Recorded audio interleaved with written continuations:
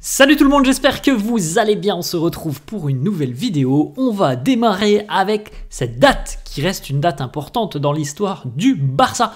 C'était il y a 22 ans, jour pour jour, donc en 2002, Andrés Iniesta qui réalisait ses débuts à l'époque, donc il y a déjà 22 ans, les grands débuts d'Iniesta, l'un des meilleurs milieux de terrain de l'histoire du Barça et l'un des meilleurs milieux de terrain aussi de l'histoire du football, avec une carrière immense pour Iniesta et évidemment que ça soit sur la scène nationale avec l'Espagne mais aussi avec le Barça, il a marqué l'histoire du football, un milieu de terrain d'une finesse et d'une justesse technique comme rarement on en a connu tout simplement dans l'histoire du football. Il y a 22 ans, il réalisait ses débuts avec le Barça. On enchaîne les amis, une petite photo donc de l'entraînement de ce matin où on a eu une minute de silence. Malheureusement, l'Espagne a été très durement touchée par des intempéries, des pluies torrentielles. Région de Valence, l'Andalousie, région d'Albacete, c'est pas très loin de Valence non plus, des pluies torrentielles, il y a énormément malheureusement de morts, je crois qu'il y a déjà plus de 50 morts qui ont été dénombrés, donc c'est évidemment triste. Voilà, une minute de silence a été respectée du côté de l'entraînement Blaugrana ce matin. On enchaîne la une du quotidien Sport qui titre Ridiculo Mundial. Alors là, ça c'est plutôt concernant le Real, tout ce qui s'est passé autour de Vinicius, du Ballon d'Or, du boycott du Real envers la cérémonie. En ce qui concerne le Barça, c'est ici, habrá rotaciones en el derby. Il va y avoir normalement beaucoup de rotations au sein du 11 d'Hansi Flick pour affronter, on le rappelle, l'Espagnol ce week-end, donc derby face à l'Espagnol. Même si évidemment sur le papier ça semble déséquilibré, c'est toujours un match à part d'affronter l'Espagnol Barcelone. La une de Mundo Deportivo, encore une fois on retrouve Vinicius, mais on a aussi Barça Único, puisqu'il faut se rappeler, donc on l'a dit, le Barça a réalisé le triplé sur le Ballon d'Or féminin cette année, les 3 premières joueuses sont des joueuses du Barça, mais il faut se rappeler qu'il y a 14 ans maintenant, en 2010, le Barça réalisait aussi un triplé en numéro 1, numéro 2, numéro 3 avec... À l'époque, et bien justement, on avait Andrés Iniesta, on avait Xavi et on avait Léo Messi. C'est monstrueux parce que c'est jamais arrivé dans l'histoire du football masculin et féminin. Et là, c'est arrivé donc au Barça. Voilà, c'est le Barça qui a réalisé 2 fois, et masculin et féminin, de réaliser un podium du Ballon d'Or. On poursuit avec une petite information, c'est intéressant cette information, puisque le Classico qui vient de se dérouler donc le week-end dernier face au Real a été le plus regardé de tous les matchs des Classicos des 5 dernières années. Donc voilà, comme pour certainement dire que il y a quand même beaucoup d'attention maintenant, parce que ça soit du côté du Barça où on a une génération très intéressante, on a l'émergence de jeunes cracks, Lamine Yamal en est le joueur incarné de l'émergence des jeunes cracks, et on peut aussi dire évidemment que je pense que l'arrivée de Mbappé du côté du Real fait que ce Classico, il y avait un certain engouement autour de ce Classico, et alors on n'est pas sur les standards des duels Messi-Ronaldo d'il y a quelques années, mais en tout cas ça montre que voilà, il y a un regain d'intérêt pour le Classico qui est de retour avec voilà, ces nouveaux duels et match dans le match entre Lamine, Mbappé, du Vini, Rafinha, du Lewandowski, Rodrigo, bref, vous le mettez dans le sens que vous voulez. Mais voilà, il y a eu beaucoup plus de spectateurs pour ce Classico que sur les précédents. Petite information aussi sur le temps de jeu réel et le temps de jeu de tous les matchs de Liga donc du week-end. Vous le voyez, le match entre le Real et le Barça est juste ici. Donc au total, nous avons joué 94 minutes sur ce Classico, et 94 minutes, c'est le total du match. Mais le temps de jeu donc réel, il est de 47 minutes et 48 secondes. C'est assez intéressant de voir ça et de voir donc sur tous les matchs le temps de jeu. Pas surprenant de voir Retafe avec le plus faible temps de jeu, donc on a joué 100 minutes, mais en temps de jeu effectif, c'est 43 minutes, hein, où voilà, le ballon circule, c'est seulement 43 minutes, ça c'est vraiment des stats assez intéressantes, parce que Getafe c'est une équipe qui commet beaucoup de fautes, et c'était un match assez fermé face à Valence. On voit par exemple que du côté de Valladolid, on a approché des 58 minutes, et c'est le record d'ailleurs de la journée. Donc voilà, pour le Classico, c'est 47 minutes et 48 secondes de temps de jeu sur les 94 minutes, c'est 50%, voilà. 50% du temps on a joué, 50%, le jeu était arrêté. Quand on dit arrêté, ça veut dire faute, touche, coup franc, 6 mètres, peu importe, corner, mais que le jeu est arrêté, donc on est sur du 50%, et c'est vrai que c'est un problème dans le football depuis quelques années. On essaye justement que ce temps de jeu réel soit plus important que ce que l'on peut constater sur ces statistiques. On continue avec une petite déclaration de Joan Collet, ancien président de l'Espagnol Barcelone. Il a été interrogé sur le derby de ce week-end. Il nous dit je pense qu'on a eu juste une toute petite possibilité de remporter ce match face au Barça. Je n'ai même pas prévu de regarder la rencontre. C'est un ancien président, c'est pas le président de l'Espagnol. Il nous dit j'ai même pas prévu de regarder la rencontre. Je vais éteindre mon téléphone, je vais me déconnecter, et puis quand ça sera terminé, eh bien on verra ce qu'il se sera passé, on verra le résultat. Je n'ai pas beaucoup d'espoir, je ne suis pas excité par cette rencontre. Je pense qu'il y a de la résignation parce que je pense que l'écart est quand même assez conséquent entre les deux équipes sur le papier, et ça devrait se matérialiser sur le terrain. Quelques informations, puisqu'on l'a dit tout à l'heure, hein, le quotidien sport l'a annoncé, il devrait y avoir beaucoup de rotation, beaucoup de changements dans le 11 de Hansi Flick. Iñaki Peña, lui, devrait continuer dans les buts. Il a la totale confiance d'Hansi Flick, de ses coéquipiers. Il sort d'un Classico où il a réalisé un clean sheet, où il a réalisé aussi de bons arrêts, de grands arrêts face à Kylian Mbappé, donc absolument pas le besoin. Poste de gardien de but, c'est un peu à part, hein, mais il n'y a absolument pas le besoin de faire souffler Iñaki Peña. Je ne pense pas, donc Peña devrait démarrer de nouveau face à l'Espagnol. Petite information d'ailleurs, hein, qui concerne Iñaki Peña du côté du Barça. On va certainement discuter d'une prolongation de contrat pour le portier espagnol d'ici à quelques semaines. Hansi Flick est très satisfait de ses performances. Son contrat court jusqu'en 2026, mais le Barça aurait l'intention de le prolonger. On continue avec d'autres informations concernant notamment Dani Olmo, qui devrait avoir normalement une place de titulaire. C'est ce qu'il se dit à l'heure actuelle. Du côté du vestiaire Blaugrana, on est tous très heureux de voir la qualité de Dani Olmo et l'intensité qu'il met dans les sessions d'entraînement. Il est d'un autre niveau. Voilà comment il est considéré. C'est ce qui se dit dans le vestiaire Blaugrana.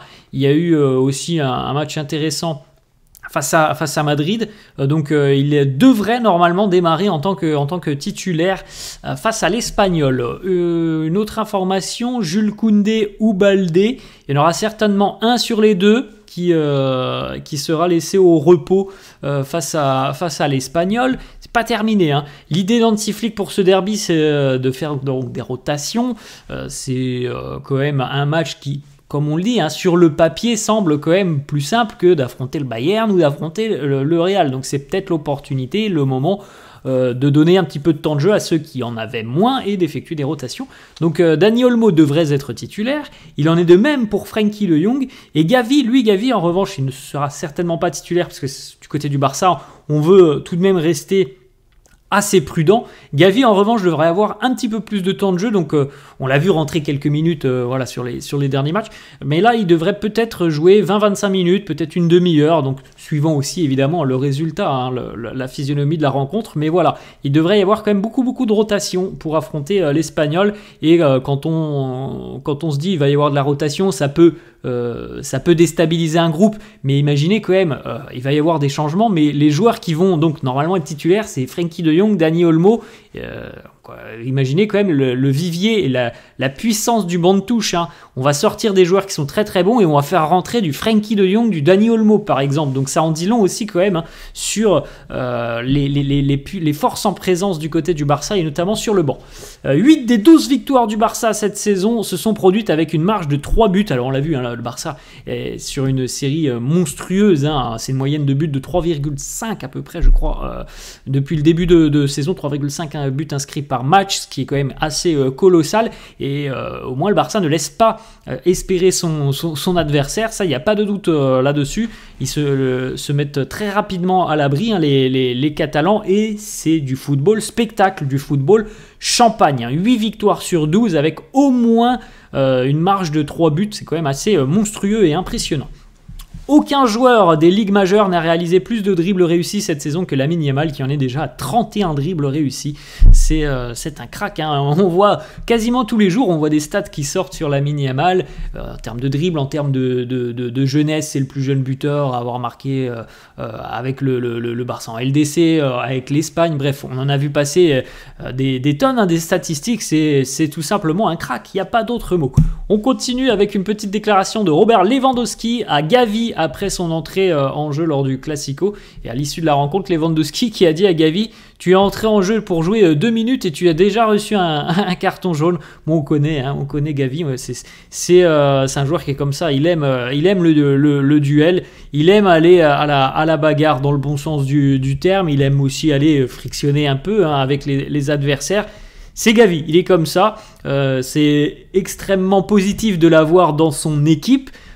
Mais en revanche, évidemment, pour les adversaires, c'est un joueur qu'on peut détester. Mais quand tu l'as dans ton équipe, c'est quelqu'un que tu apprécies parce qu'il est toujours là, hein, pour aller à la bagarre et pour défendre ses coéquipiers.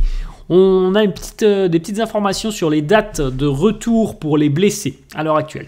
Donc Marc-André Ter Stegen, on le sait évidemment, malheureusement, la saison est terminée pour le portier allemand. Ronald Araujo devrait revenir normalement très prochainement. Hein. On parlait du mois de novembre, donc là, on a dit grossièrement avant la fin d'année, mais normalement pour Ronald Araujo, ça sera d'ici une quinzaine de jours, il devrait reprendre l'entraînement. Christensen, pour le moment, pas de date de retour. Eric Garcia, ça devrait être cette semaine. Marc Bernal, la saison prochaine. Ferran Torres, lui, ça sera peut-être fin novembre ou début décembre. Donc voilà, quand même, la bonne nouvelle, ça devrait être pour Ronald Araujo, donc très prochainement. On poursuit avec 2-3 petites informations. Le quotidien Sport qui annonce que Jorge Mendes, l'agent d'Ansu Fati, a demandé au Barça quels étaient les plans du club avec Ansu Fati. Le Barça a tout simplement répondu que Ansu pouvait décider de son futur. Ce qui veut dire en gros, hein, que du côté du Barça, on ne retiendra pas le joueur. S'il y a une opportunité qu'il quitte le club, eh bien le Barça ne le retiendra pas. Autre information, Séville, le FC Séville serait intéressé par Ansu Fati, mais visiblement c'est assez compliqué parce que la relation entre le FC Séville et le Barça n'est pas très très bonne. On verra, peut-être qu'il y aura une porte de sortie cet hiver pour Ansu Fati, mais je pense que oui, la tendance malheureusement pour lui, c'est que le Barça ne lui fait plus confiance entre guillemets pour le futur et que le Barça ne serait pas contre un départ. Autre information, la Real Sociedad est intéressée par Eric Garcia et potentiellement pourrait passer à l'action sur le mois de janvier. Franchement, je ne suis pas sûr que ce soit une bonne idée de séparer d'Eric Garcia au mois de janvier. C'est un joueur qui est polyvalent et qui est capable de faire beaucoup de choses sur le terrain. Donc franchement, moi je serais catalan, je serais dirigeant du Barça, je le garderais au moins jusqu'à la fin de saison. Après peut-être que la donne elle sera différente en fin de saison, mais je suis pas sûr que ce soit la bonne idée. On ne sait pas ce qui peut se passer sur la seconde partie de saison. Je suis pas sûr que ce soit la bonne idée de se séparer de lui au mois de janvier. On verra tout ça évidemment lorsque le mercato sera ouvert, donc au 1er janvier. Petites informations sur les prêts de certains joueurs catalans. Victor Roque et Alex Vallés sont des joueurs très importants dans leur équipe respective, donc du côté du Betis et du Celtic Glasgow. Clément Langlais et Oriol Romeu ont des problèmes physiques, hein, ils ont du mal à être justement des joueurs importants du côté de l'Atlético et de Gérone. Petite information aussi qui concerne Frenkie de Jong. Il y a certainement une belle carte à jouer pour lui ce week-end. Il va falloir, s'il est titulaire, normalement ça devrait être le cas, il va falloir évidemment qu'il gagne des points parce que c'est difficile, hein, pour Frenkie de Jong avec sa blessure. Maintenant, il fait face aussi à une concurrence qui est énorme, hein. Pedri qui est intouchable, Casado qui rayonne et qui est en train vraiment de gagner aussi beaucoup de points. Donc c'est difficile maintenant, hein, pour Frenkie de Jong de se faire une place dans ce 11. Donc il faut saisir toutes les opportunités qui s'offrent à lui. Il en aura certainement une ce week-end. Il a bien saisi en tout cas l'opportunité qui s'est présentée à lui lors du Classico. Petite information, Adidas va lancer une paire spéciale collaboration avec Lamine Yamal. Les F50 304 justement. le quartier d'enfance de la mine Yamal, la Roca Fonda, avec l'identification 304 du quartier d'enfance. Donc cette paire devrait être commercialisée, je crois, je ne sais pas si c'est pas début novembre, il me semble. On a une petite information, Pedri a été nommé U23 du mois d'octobre. Félicitations à Pedri, qui, comme lui-même l'a dit très récemment, il est sur une forme étincelante. Il a dit qu'il était vraiment très très en forme, que ça faisait longtemps qu'il n'avait pas été aussi à l'aise physiquement. Ça se voit au vu de ses prestations. Voilà les amis, la fin de cette vidéo, j'espère que ça vous a plu. N'hésitez pas comme d'habitude à lâcher un petit pouce bleu. N'hésitez pas non plus à vous abonner à la chaîne. Merci à tous ceux qui le font. D'ailleurs ça fait hyper plaisir. Je vous souhaite une très bonne journée. Je vous dis à la prochaine. Ciao.